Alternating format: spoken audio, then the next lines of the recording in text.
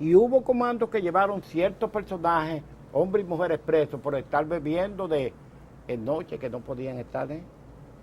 Por eso yo quisiera que ustedes le preguntaran a Evelio, pero no quiero que le pregunten eso a Evelio, porque él llevó 2 o 3 figuras presas por estar en bebertina. Porque había ley seca. Ah, eso sí, eso sí. Fuimos, y yo te digo que en ningún, porque hay unas cosas que todas las revoluciones son radicales y dejamos de haber hecho muchas cosas. Porque ese genocidio que se operó en aquel lado, si comenzando la revolución, y esto es algo feo decirlo, se hubiera aplicado una asepsia a esos individuos que han sido intereses bastardos siempre del país, que lo único que han pensado han sido en ellas, nunca en el pueblo, ni en la salubridad del pueblo, ni en el bienestar del pueblo. Se hubieran hecho 3 o 4 mil tumbas de ellos, yo creo que esto hubiera cambiado un poco también. Pero no se hizo, gracias a Dios. Sobre esa misma parte ahí, ¿cómo era la alimentación? Ya tú sabes, simplemente era bajo un estricto control, que ahí sí hay que destacar a la mujer que estuvo ahí. Esa muchacha sí no fallaron nunca en la atención de sus deberes, ahí no faltó nunca la comida mala, pero se comía. Y se comía más de una vez al día. Lo único que era repetitiva, pero no había otra cosa. Y a falta de pan, ¿sabes? Y era mucha pica pica. Anda para el carajo. Además de la pica pica y eso, ¿qué más se comía? Bueno, muchas veces yo te digo que aparecían porque hubo, cuando se ordenó, y previa consulta, que estos fueron daños de guerra pagados, para que usted vea hasta dónde llegó la honradez, daños a los dueños de almacenes, que todo lo que fuera comestible que permitieran, aparecía entonces las jamonetas, eso eran tiempos de periodo navideño y esto. Pero aparecieron también ciertas cosas, porque habían otros que salían latas de espárrago y decían, ¿para qué es esto? Nadie lo quería, pues. ¿Qué le vamos a dar? Al individuo que no, el espárrago, ¿para qué lo quería? No, yo no como eso, dejen eso ahí, que eso. Es una serie de cosas que se comían y otras que no se comían, pero eso era todo. Comía más de una vez, usted menciona. Sí. Desayuno, comida y cena. Sí. Las 3 calientes. Eso invariablemente. Además de estos almacenes, ¿procedía la comida de otros lugares? Es lo que yo le dije muchas veces, y en eso se portó de una manera muy digna la población dominicana que venía. Ellos traían de afuera, porque se consta, no iban a traer a todo, pero de 40, 50, 60, 70 carros que dejaban pasar, previo chequeo, había siempre comida, había gasolina y había dinero. Que ese era el soporte de la revolución. Uno pregunta, ¿dinero para qué? Para muchísimas cosas que fueron después posteriores, para mandarle a esto de un lado, de otro. Digo, ya eso lo sabe lo que era el mando de control, que era en la oficina de Camaño, pero lo que es el control de abastecimiento de comida, cuando había, por ejemplo, se hicieron con los religiosos el control de comida, de ciertos tipos de comida. Un detalle que les voy a decir, había unos padres que eran ahí de Santa Bárbara, que un día me llaman a mí, después de la fortaleza Osama, que allí hay unos padres que van a fusilar. Digo, pero este es el colmo de los colmos. Y salgo corriendo para allá. ¿Saben por qué? Porque unos muchachos de esos cabezas calientes habían, de la Casa Velázquez, habían roto uno y se habían llevado unas cuantas botellas, unas cuantas cajas y se le estaban inyectando. Y los padres lo iban a fusilar, los que estaban en Santa Bárbara. Colofón, todo el material de los almacenes quedaron bajo el control de los curas, todo. Se hizo inventario, que reclamaran ellos después, eso yo no sé, pero me consta que se les pagó. Pero esa bebida no se la tomaron los combatientes, o se le devolvió, o se le pagaron, yo no sé qué fue, pero sé que se le pagaron. Y todo lo que se retiraba se le pagaba. En los gobiernos posteriores, te decía Jorge Blanco, Balaguer no hizo honor a esas deudas. Y que me conste, yo no sé si eso se programó, porque uno no estaba atento en esas cuestiones, ni me interesaron nunca subsecuentemente después de la revolución. Simplemente lo que yo firmaba como ministro, sí. que me llevaron, si esto se pagó como ministro, se ordenó esto. Nunca dejé de dar un memorándum por escrito, para cualquier cosa que se hiciera. Siguiendo ahí mismo con la cotidianidad, el asunto del aseo personal, ¿cómo era? ¿Había agua potable? Sí. Y vivíamos un mundo oscuro, pero no porque faltara la luz, había luz. Pero por seguridad nosotros manteníamos el bloqueo. Pero había, siempre porque las neveras de ese lado funcionaban, las neveras funcionaban siempre, los freezer funcionaban, y esa era una de las ventajas que teníamos nosotros. Ahí sí no hubo problema. El lavado de la ropa y eso. No, Todo eso estaba... no hubo problema ninguno. No le cortaron agua y luz No, en ningún momento. para que tú veas. Es que la oscuridad era por cuestión de estrategia. Por nosotros mismos, decisión nuestra. Lo extraño. Hay dos cositas más que dentro de la ¿Me misma cotidianidad que... Sí, vale. Son dos preguntas como ya un poco personales, pero dentro de lo que se vivía en el diario vivir. Y es sobre cuál fue su mejor día y cuál fue su peor día en la revolución. Yo te voy a decir una cosa. He tenido dos momentos muy desagradables. Fíjate los dos. ¿Qué similitud tienen? El asalto al palacio. Nunca lo olvidaré por la cantidad de hombres que murieron, pero en un periodo de tiempo tan relativamente corto, y quizás por, no sé, qué influyeron, porque nunca estuve de acuerdo con eso. Voy a respetar todo lo que se ha dicho después, pero no estuve de acuerdo. Y se hizo a espalda mía, uno. Y el segundo fue el más apretado de todos los días, porque todos los otros lo veía como, más como quizás el fuego de la juventud. Era que, porque yo, para mí lo que me gustaba quizás, el Matún.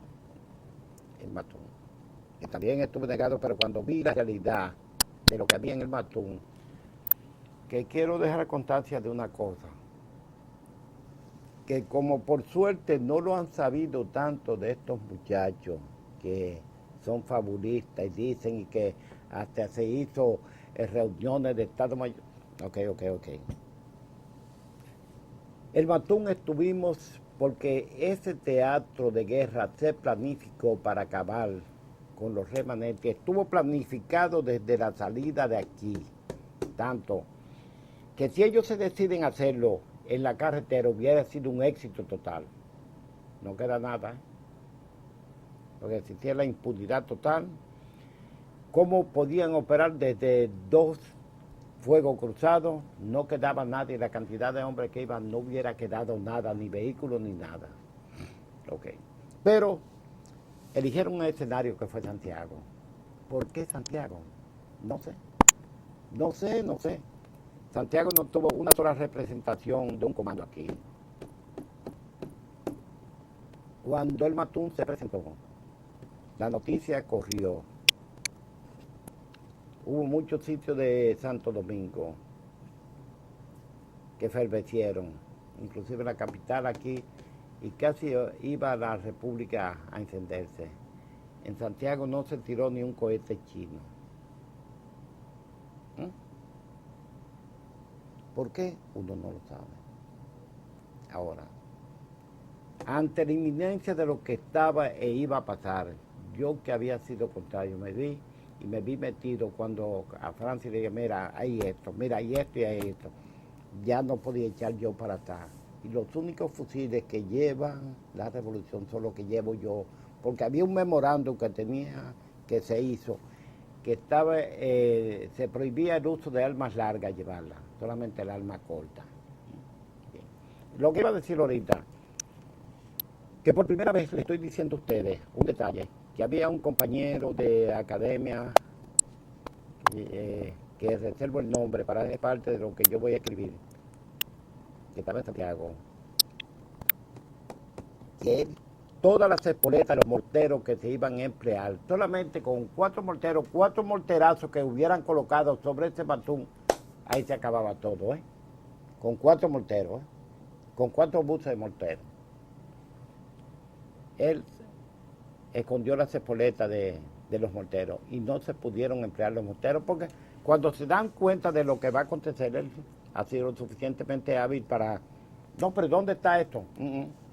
Fue casi en los momentos de acción cuando sustrajo las espoletas. Y este tipo hay que tenerlo y darle un recordatorio especial, sobre todo nosotros los que estaban en el matún. Hubo momentos en que estuvimos rodeados porque se sabe que la aviación tenía, o el mando ese, estaba siguiendo tan de cerca lo que iba a pasar en Santiago, que se trasladó un batallón de fusileros una semana antes, con una característica que todos los soldados que iban para allá tenían solamente, no, debe ver su libro récord, a usted tiene tanta falta, no, usted no tiene calificación, tirador, experto y certero. No quería más nada. Así que eso se organizó con una semana de antelación. una semana antes trasladaron ese batallón a Santiago, una semanita antes. Seleccionando. Que fueran tiradores, certeros o expertos. Porque iban a cazar palomas ya. Esa expresión que dice cazar paloma se usó cuando la guerra. Alguien invitaba a cazar paloma. Sí, señor. ¿Usted la recuerda? Sí, sí. Ah. Sí, señor. Eso nos reportó Yotincurri porque a él lo invitaron en una ocasión a cazar palomas, pero eran palomas del otro lado, ¿no? Seguro que Era sí. la paloma del otro lado. ¿Y quién era ese soldado? ¿Se puede saber su nombre? ¿Cuál? Del que retiró las espoletas de los tanques. No, de los morteros. De los morteros. Se lo voy a decir porque para mí es un tipo que merece, todavía creo que está vivo él. Era el compañero de academia mío, Francisco Armando Coradín Benesario. Francisco Armando. Coradín Benesario. Jamás ha abierto la boca ni ha dicho nada. Pero él no estaba en la fuerza constitucionalista. No, él era del ejército, porque él era del ejército, había pasado. Belisario, perdón, Belisario. Benesario. Benesario. Sí. Belisario era. Qué raro el apellido. Bueno, Perdón, usted dice que está vivo. Creo que sí. Sería interesante. Muy, yo le voy a indagar a ver si él está, y no sé, presumo que no habrá muerto, porque ya lo hubiera sabido.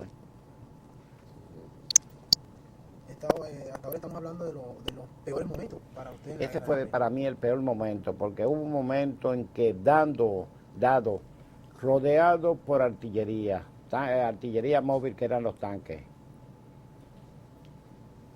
por una cantidad de soldados que nos abrumaban a nosotros en cantidad, y la posición que teníamos, un hotel en una colina, no podía darse mejor escenario para perpetrar, el hecho. Lo único que siempre Dios tiene sus ojos de compasión y amor. No hubo lo único.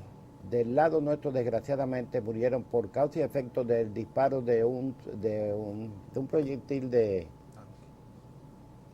que fíjese una cosa, el proyectil no estalló, eran perforantes. Rompió pared y al coronel Lora Fernández le llevó una parte de la cabeza y una parte murió el sargento Peña, el coronel Lora Fernández y un policía infiltrado, que por el documento supo que era un policía. Del otro lado, ¿cuántos hombres cayeron?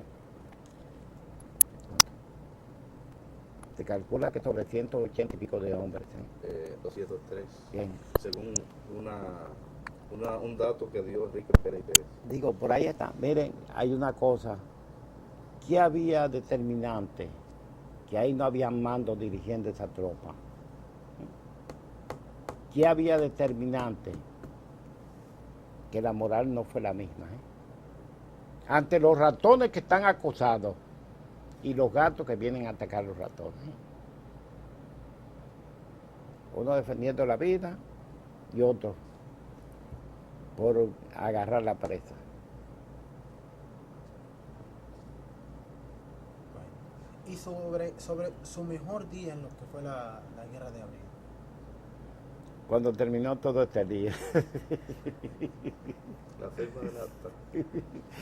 No, La digo, firma para del mí, acta es antes de lo que fue el ultimátum. Sí, claro.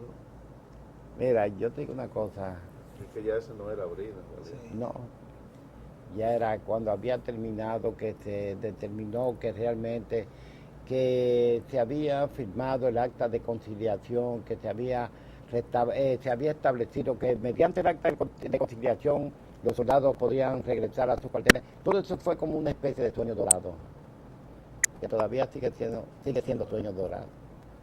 Pero Y que para muchos se convirtió en una pesadilla negra. sí, mucha, porque hubo después de eso una retaliación y una cacería de brujas que... ¿Cuántos hombres murieron después? No sé, pero hubo unos acontecimientos brutales y dolorosísimos, que eso es lo que debe saber esta juventud. Y quizás si ustedes me lo permiten aprovechar para hacerle saber una cosa, de que sobre todas las cosas que luchen siempre.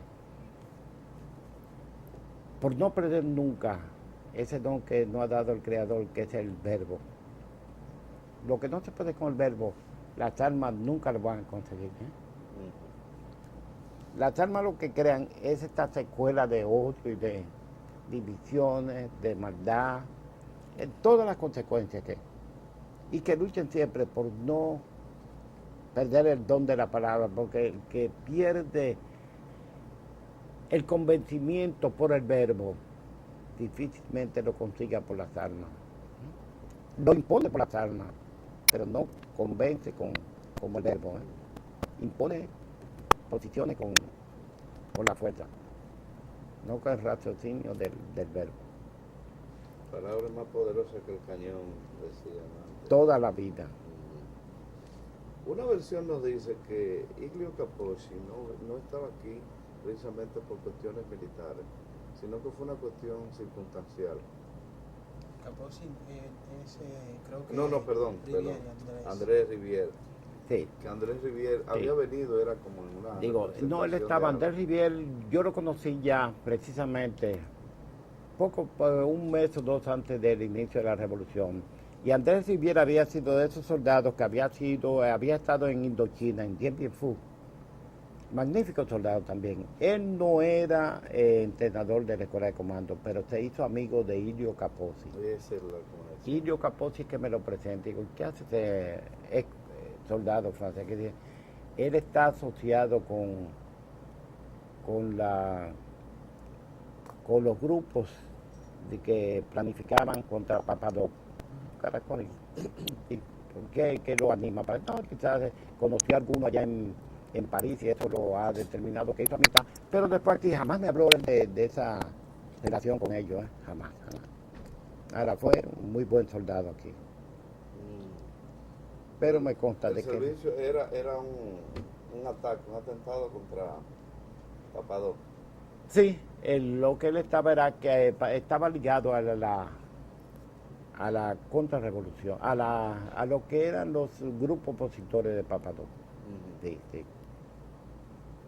muy interesante, porque estaba, uno creía que era parte incluso de los hombres rana. No.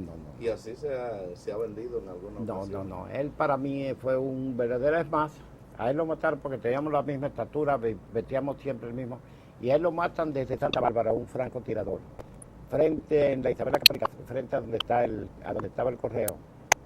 Un tiro certero. El carro mío, andaba el que iba, Rafael Hubiera, que era ayudante mío, que iba con el dios, vaya, hágame este tacito ahí, cerca del banco. Cuando me llega la noticia que mataron a ellos, un solo disparo le pegaron. Andrés Rivière, sí. Porque ya la cabeza mía estaba a precio. Tenía precio. Señor. Hay con relación a los ranas, recibimos una versión de que había un ranger entre los ranas. No.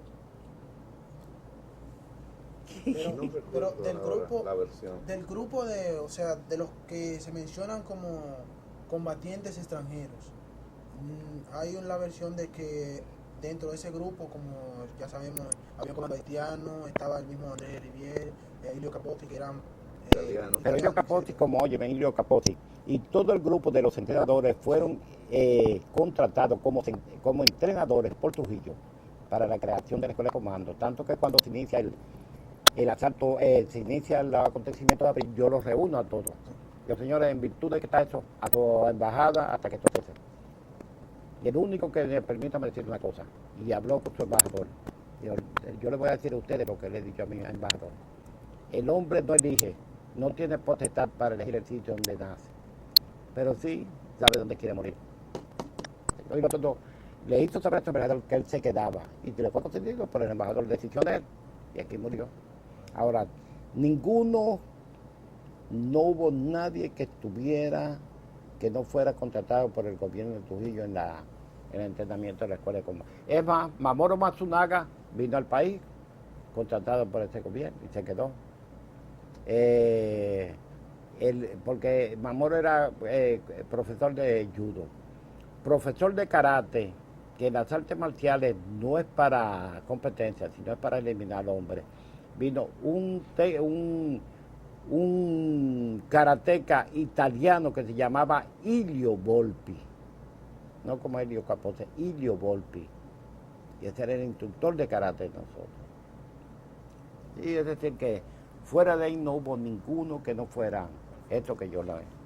Pero ya dentro de lo que es la guerra de abril, no participó, no hubo la participación entonces de ningún Ranger, No. ningún combatiente norteamericano No. del lado de la fuerza. No, eso es negativo.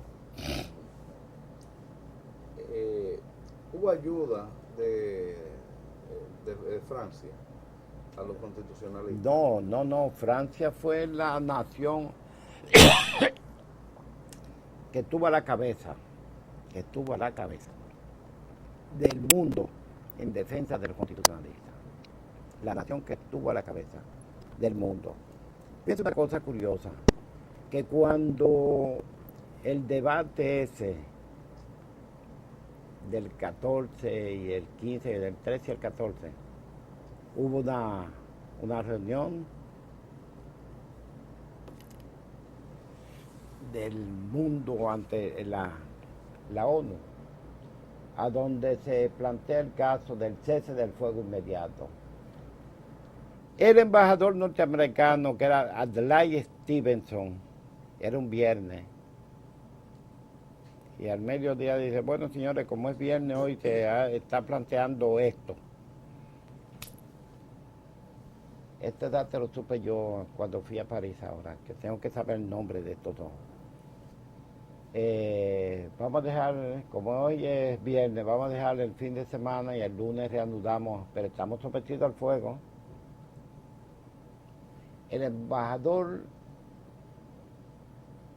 francés, el señor embajador, las instrucciones que yo tengo de mi presidente, que era De Gaulle, es que hasta que no se llegue al punto que nosotros sustentamos, que es el cese inmediato al fuego, yo no me muevo de este asiento. Y lo segundo es ruso. Y hubo que llegar al cese del fuego el viernes, ¿eh? O al otro día que se suspendió. Esa fue la posición de Francia siempre. ¿Qué otra ayuda dio el general de Gaulle? No, se dice que una vez mandaron ayuda alimenticia que fue confiscada, la repartieron por otro lado. Es decir, que el apoyo palmario lo recibimos siempre desde el campo diplomático. Y también ese que una vez mandaron aprovisionamiento y vieron lo que hicieron, que se quedaron por ahí, se perdió. Eso fue verdad. La fuerza de ocupación lo tomaron. Sí. Y ahí mismo, ¿qué otros países prestaron o se mostraron en la misma postura de Francia y Rusia que usted dice? Bueno, recuerde que somos, yo le he dicho unas cuantas veces. En Latinoamérica no hubo ningún...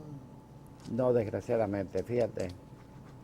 somos los países que hemos sido primera isla. Esta es la matriz de América, porque aquí nace América, primera isla, primer barco que se hunde, primera universidad, primera catedral, primer asiento de gobierno, primero en muchas cosas.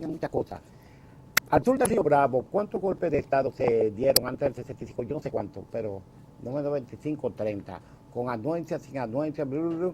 Bien, y ese legado que regía o establecía el orden de derechos de las naciones, que es el acta constitutiva de la OEA, para no dejar de ser los primeros, por primera vez en el mundo se viola esa carta, aquí. Primer enunciado, no intervenir en los asuntos internos. Segundo enunciado, la no intervención armada. Oigan los dos, ¿La respetaron o no la respetaron? La mandaron para casa, ok, donde ya sabemos, sí. La mandaron para allá, violaron. ¿Y a qué gobierno llaman ellos para apoyar la brutalidad de la invasión? A los gobiernos menos representativos democráticamente, y nos acusaban de que estaban filtrados por comunistas. Bueno, ¿quiénes vienen? ¿Quién apoya? Los gobiernos menos representativos democráticamente. Eso es lo que le dan el viso de legalidad, que es lo que forman la FIP, Fuerza Interamericana. Ya. Yo decía a ver si podía tomar una pausa, no sé. ¿Usted quería? ¿Usted necesita una pausa? No, para mí, si no hay algo mucho.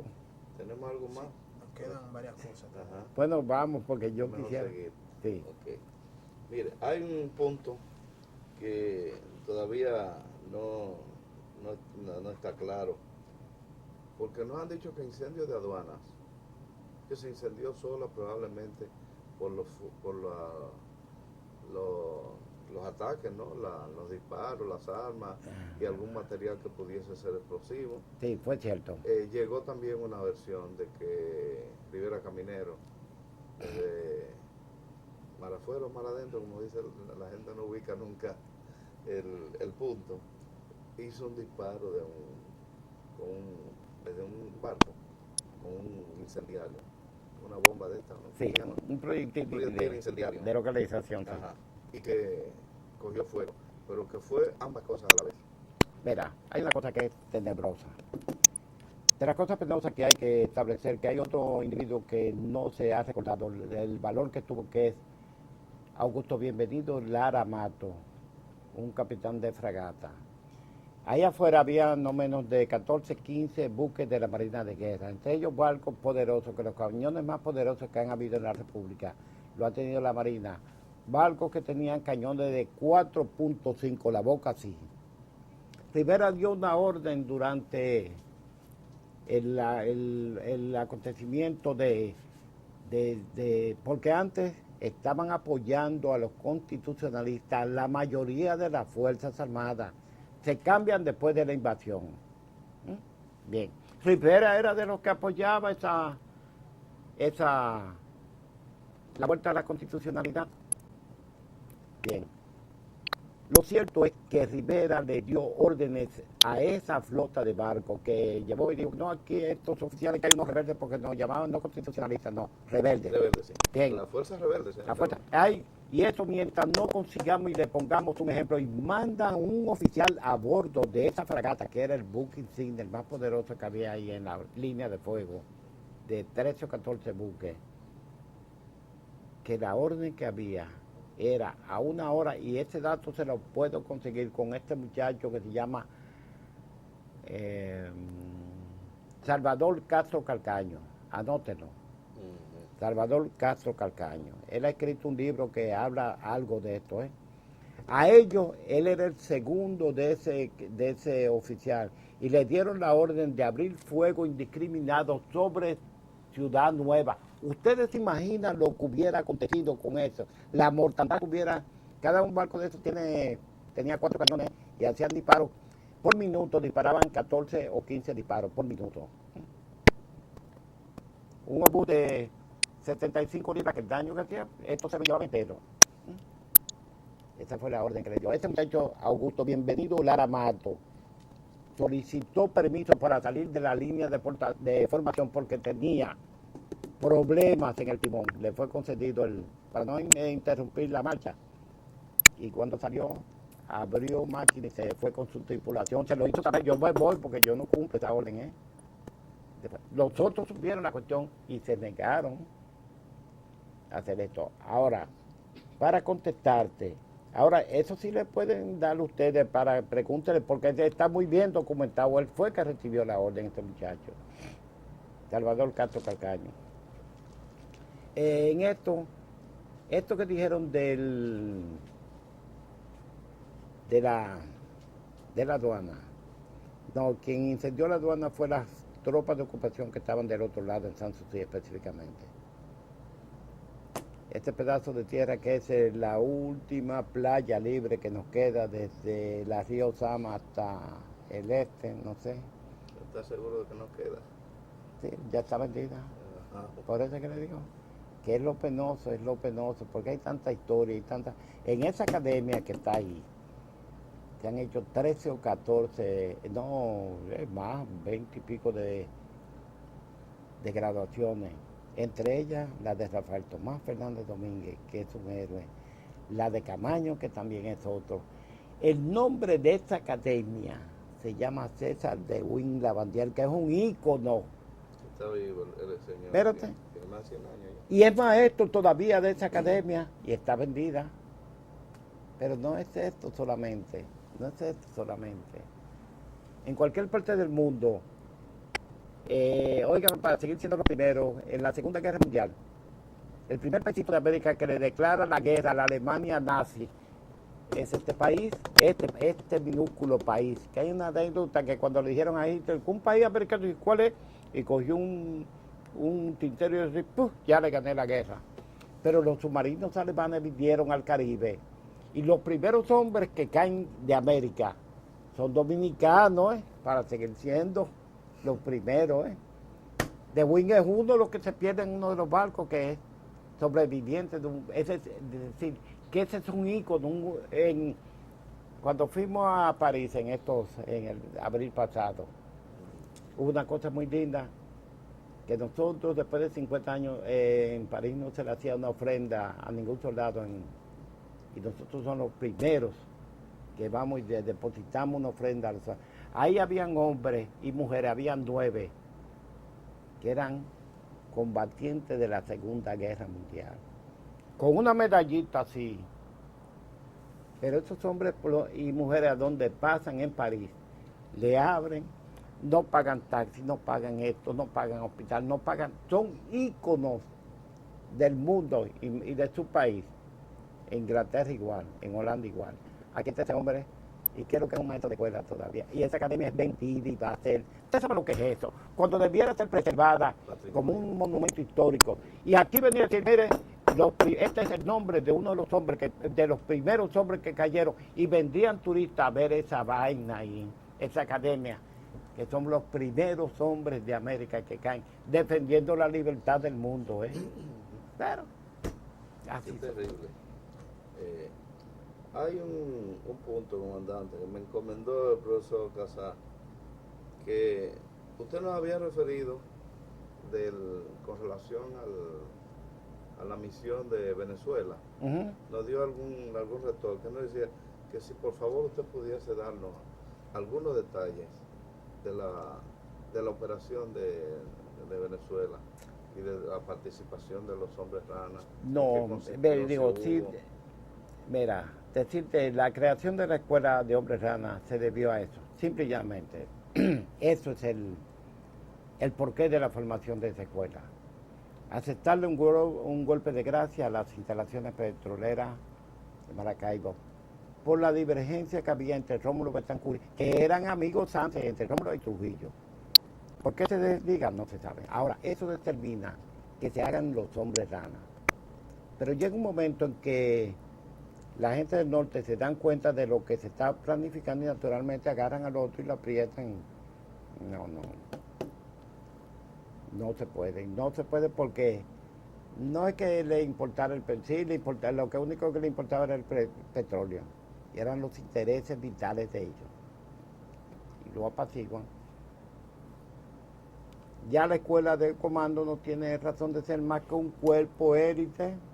Digo, y la decisión de Trujillo, eso a mí es que me dan la orden de saber de qué Trujillo dice que ya la misión que había está desestimada, que lo que se va a perpetrar contra Rómulo Betancourt, hay muchos militares venezolanos y muchos políticos venezolanos que sean ellos los que se encarguen de eso.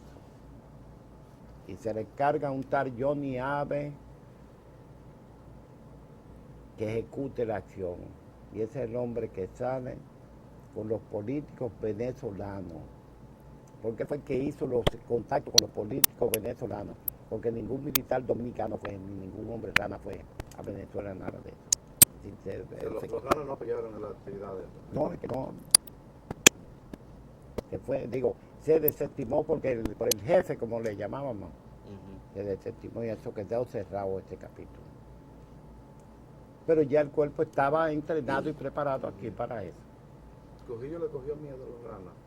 En el decir popular de entonces, había esa expresión de que Trujillo finalmente le había cogido miedo a los hombres ranas. No, hay una cosa muy bonita, que él ordenó un operativo, me ordenó a mí.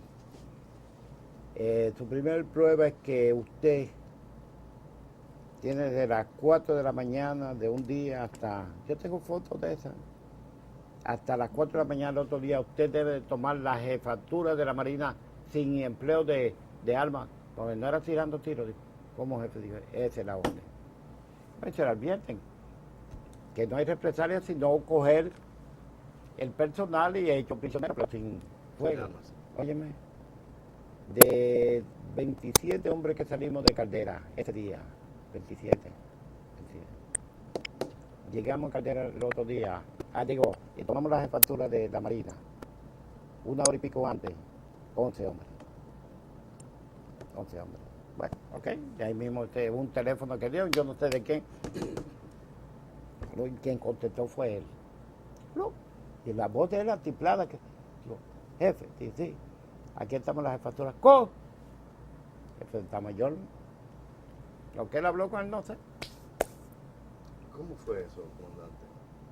Una operación muy bonita, porque yo salí desde Caldera, me fui por la montaña con 4 o 5, entre ellos un español que estaba en el grupo. ¿Qué montaña subieron allá? Por Ocoa. Por Ocoa. De ahí cogimos, al caso del grupo mío, cogimos un teodolito de estos, que yo era el cadenero, el otro el que tomaba la distancia y veníamos viviendo hasta que llegamos y nos dejaron pasar. Éramos ingenieros que estábamos trabajando. Digo, el grupo, a la capital, con una guagua que estuvo preparada, una guagua pequeña, como con 108 muchachos, que cuando llegamos ya, pero sí, como no se tiraba tiro, y prendía la guagua con los muchachos que iban, coño, lo que ven ellos son muchachos, los que van adentro a contar somos nosotros, y cuando entró, no les van a parar, sino que entraron a la jefatura y dicen, no, unos muchachos que entraron. De ahí salimos, y cuando entramos, bueno, aquí estamos.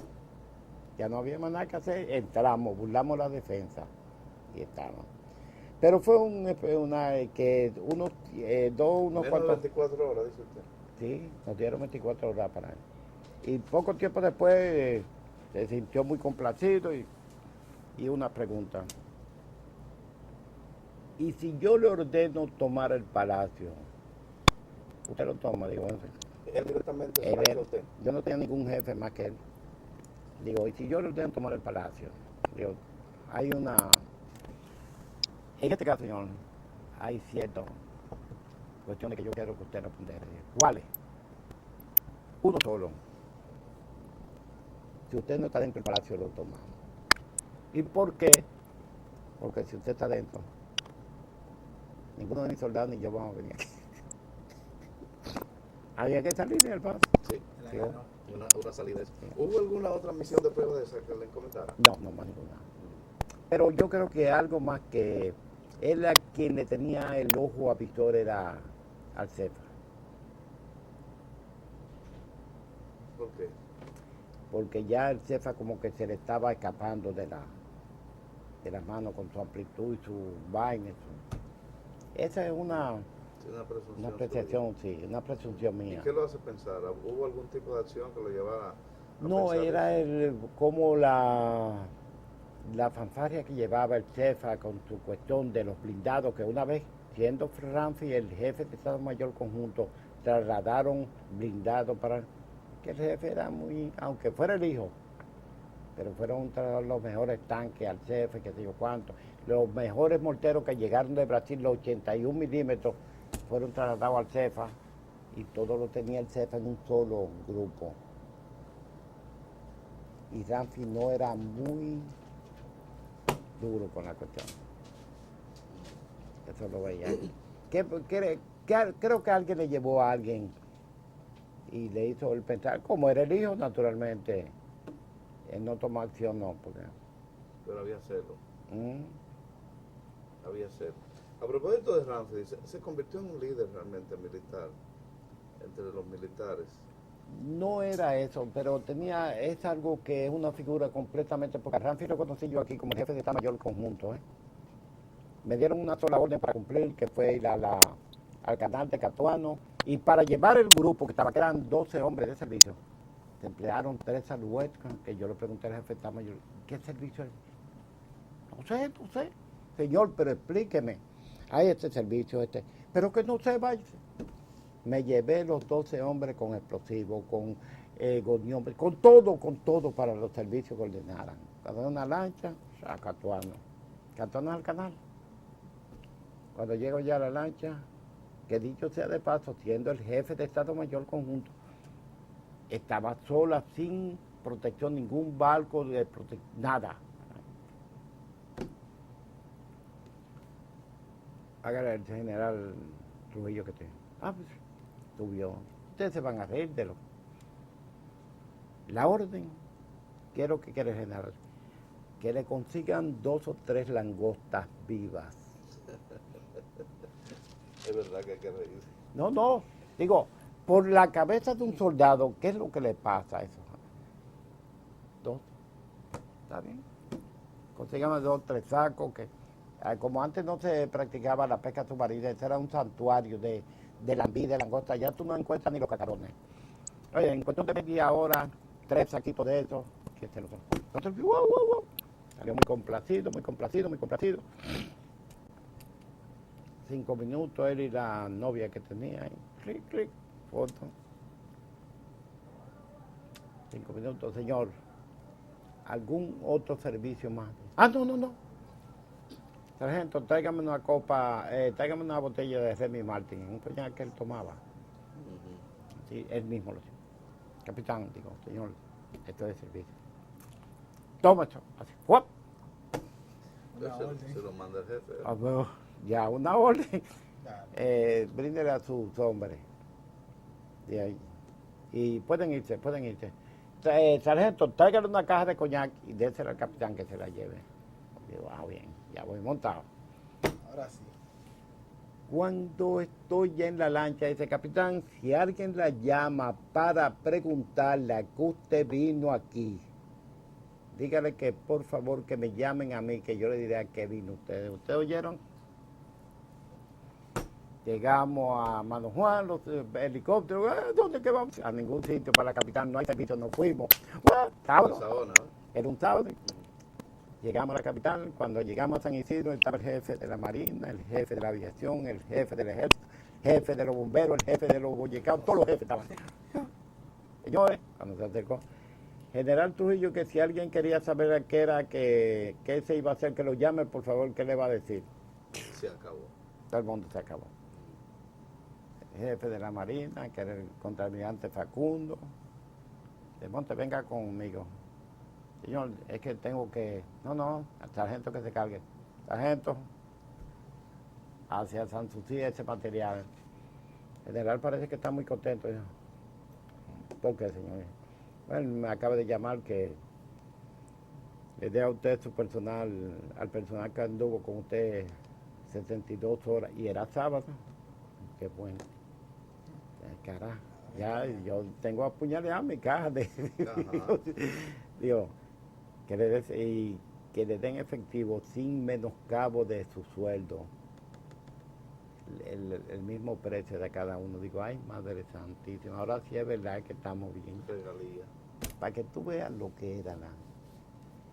Ahora, hay una cosa que después de eso yo conocí a Ramsey personalmente en España, personalmente.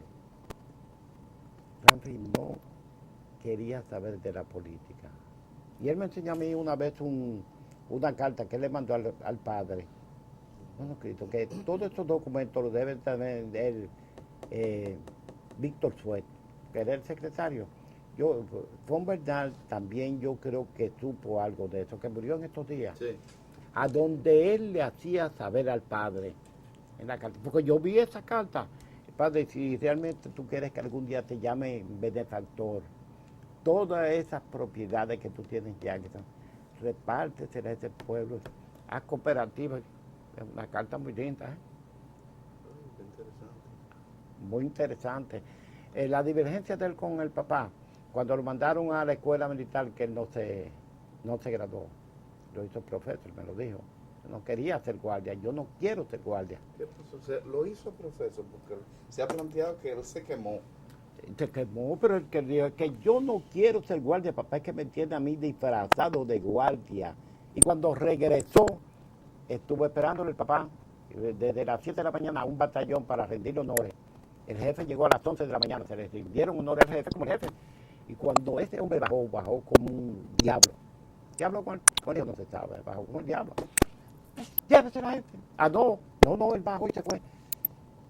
A la hora de haberse ido el jefe, a la hora y media todavía, 1:30, decía, señor, pregunta al general Trujillo, digo, general Trujillo, no, despache a esa gente que yo me voy a quedar aquí. Ya, sí. No recibió los honores ni nada. Bueno, pero eso sí me consta a mí de que Él se lo dijo personalmente a usted, sí, que no quería ser militar. que no quería, que él no le gustaba, que el papá lo tenía disfrazado a él. Palabras textuales que me dijo. ¿Tenía sentimientos antiimperialistas, Rafa? Completo. ¿Y de dónde nació? Ah, muy buena pregunta. ¿De dónde? Porque él no le gustaba Incluso mucho. le han atribuido que esos sentimientos antiimperialistas nacen de que la Academia Militar Norteamericana lo quemaron. Y como él no pudo superar esa prueba, se creó un rechazo hacia los norteamericanos. Podía ser Jesús, pero podía ser porque un hombre con dinero que él tenía podía darse la vida que le diera la gana. En ese lado, y fíjate que él a vivir nunca le gustó irse a vivir allá a Estados Unidos, Europa sí. Él hizo abuso de recursos cuando estaba en la Academia Norteamericana. No, que yo sepa, no. No, yo en ese interín nunca estuve. No tuvo No, ves que yo te digo que yo lo conocía él personalmente y eso me sorprendió a mí por la manera de él expresarse, por decirle que yo un día general, pero ¿por qué usted no, cuando se dice que usted salió del país, hay una cosa muy interesante que se dice que cuando después de la muerte que usted llegó allá, que se establecieron que hubo gente que, yo le dije una cosa, esa gente que se dice que lo acusan ustedes que fue de los que mataron, digo, y no me arrepiento nunca de haberlo matado. Eso lo dijo. Pero un crimen dice, Monte, ¿qué yo te voy a decir a ti? Y si a ti te matan a tu país, después te entregan a lo que, ¿qué tú harías? ¿Qué le voy a contestar? Bueno, señor, ya eso, vamos a dejarlo así. Digo, pero ahí estaba la cuestión de que él no quería, cuando él me dice, mira, si yo me quedo en Santo Domingo, lo que se había planificado con mis tíos, que eran unos vagabundos toditos, eso hubiera sido una matanza, porque ahí lo que se iba a hacer era una matazón de hombres, por eso me largué de ahí, los dejé a ellos toditos, a que no sacó la cabeza ninguno. Y yo no iba a sacar la cabeza para hacer eso que ellos proponían. Que yo no sabía que era, yo estaba todavía en la clínica en Barcelona cuando eso. Pero usted cultivó una relación personal con Ramsey después, a partir de ahí. Después del 65. Después del 65. ¿Cómo era la relación? ¿Se reunían, se veían? Sí, una de las cosas que tuve fue el acceso a la oficina de Ramfi. Supe muchas cosas, la relación que tenía él entre Balaguer y él, que a Balaguer le pedía datos sobre las cuestiones militares, porque parece que Balaguer no había sido de hechura militar. Y Ramfi sí, que tampoco hechura militar como la creía Balaguer, pero le pedía consejos para esto, para ascenso y cambio. ¿Por qué me mandan a mí esta tontería? Ellos son que tienen su lío, que lo resuelvan allá. Una cosa me dijo con respecto al general Inver Barrera. Digo, lo mismo que allá dicen que yo he estado planificando, que yo iba a mandar un israelí a que mandaran al general Inver Barrera. Textualmente me dijo una cosa. El pueblo dominicano lo tiene en la posición y le ha dado un privilegio. El único que lo quita de esa posición es el pueblo dominicano. Una posición muy honesta. Óyeme. ¿Tendría el dinero para mandar un comando israelí para hacer una vagabundería como esa? Lo tenía. Esas son cosas que... ¿Dónde tenía su oficina? ¿Dónde estaba establecido? En la... qué sé yo qué... Se parece a... apellido en Madrid.